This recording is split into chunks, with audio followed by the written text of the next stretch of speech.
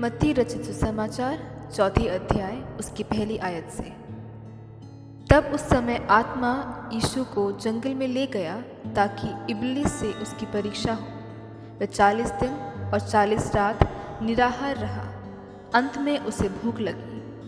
तब परखने वाले ने पास आकर उससे कहा, यदि तू परमेश्वर का पुत्र है तो कह दे कि ये पत्थर रोटियां बन जाए।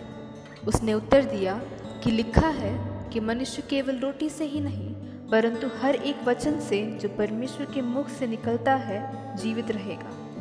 तब इब्लीस उसे पवित्र नगर में ले गया और मंदिर के कंगूर पर खड़ा किया और उससे कहा, यदि तू परमेश्वर का पुत्र है तो अपने आप को नीचे गिरा दे, क्योंकि लिखा है कि वह तेरे विषय में अपने स्वर्गदूतों को आज्ञा देगा कि वह तुझे हाथों हाथ उठा लेंगे, कहीं ऐसा ना हो कि तेरे पाँवों में पत्थर से ठेस लगे। यीशु ने उससे कहा, यह भी लिखा है कि तू प्रभु अपने परमेश्वर की परीक्षा ना कर।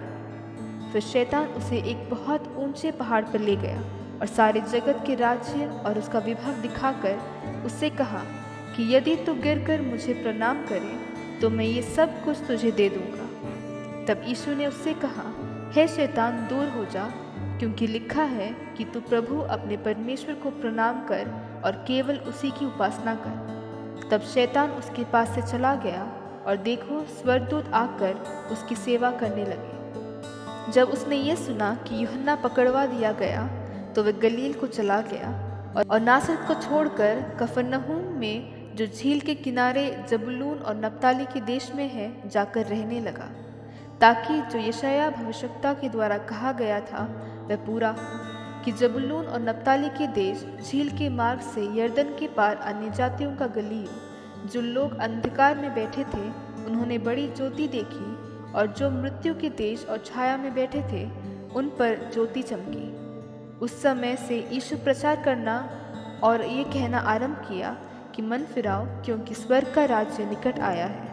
उसने गलील के झील के किनारे फिरते हुए 2 भाइयों अर्थात शिमोन को, जो पतरस कहलाता है, और उसके भाई अंद्रियास को झील में जाल डालते देखा, क्योंकि वे मछुए थे, और उनसे कहा, मेरे पीछे चले आओ तो मैं तुमको मनुष्यों के पकड़ने वाला बनाऊंगा। वह तुरंत जालों को छोड़कर उसके पीछे हो लिए, और वहाँ से आगे बढ़कर उसने और 2 भाइयों को अर्थात जबदी के पुत्र याकूब और उसके भाई यूहन्ना को अपने पिता जबदी के साथ नाव पर अपने जालों को सुधारते देखा और उन्हें भी बुलाया। वह तुरंत नाव और अपने पिता को छोड़कर उसके पीछे हो लिए।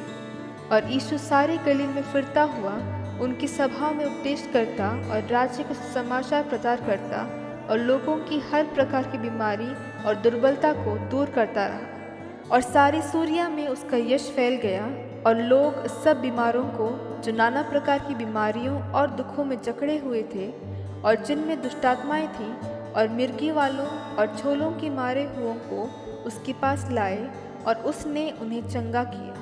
और गलील और दिकापुलिस और यरूशलेम और यहूदिया से और यरदन के पार से भीड़ की भीड़ उसके पीछे हो ली।